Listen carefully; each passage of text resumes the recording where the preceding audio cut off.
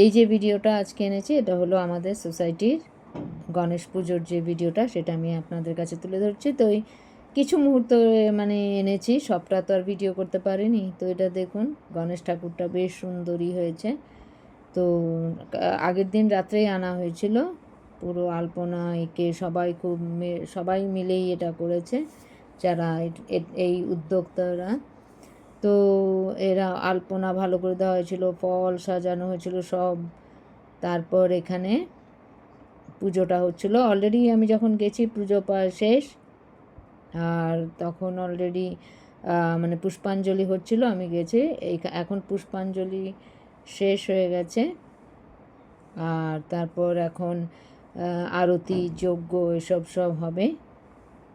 তা আমি গেছিলাম এই পুজো দেখুন পুজোটায় এখন প্রসাদও অল্প অল্প দেওয়া হচ্ছে সবাইকে। এখন আরতি হয়ে তারপর যজ্ঞ হবে, তারপর আবার সন্ধেবেলায় আরতি হবে, কিছু অনুষ্ঠান বা কিছু হবে, আর রাত্রিরে খাওয়া দাওয়ার ব্যবস্থা ছিল দুপুরে না।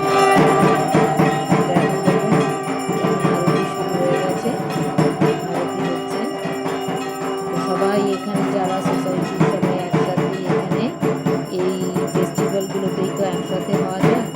এই গণেশ পুজো দিয়েই স্টার্ট হয়েছে, এরপর দুর্গা পুজো, তারপরে সরস্বতী পুজো, লক্ষ্মী পুজো, কালী পুজো,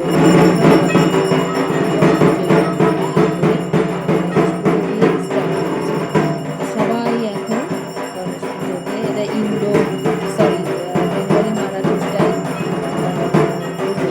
বুঝতেই পারছেন।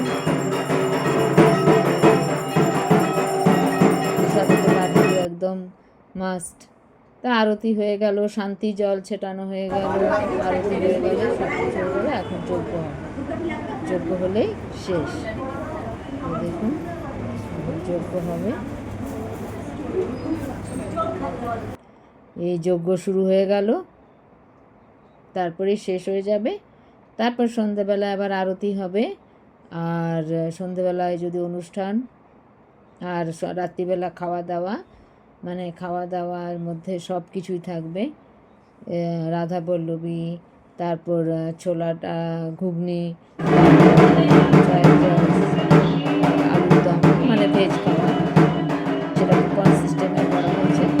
দেখুন এবার সব যোগ্য হচ্ছে, আর সবাই খুব আনন্দ করছে, এখানে ভাগ পাচ্ছে সবাই একসাথে হয়ে। আনন্দ ফেস্টিভ্যাল তো এই জন্যই হয় যাতে আনন্দ হয়, তো সেই জন্য একসাথে আর ইউনিটিও হয়, এই জন্যই একটা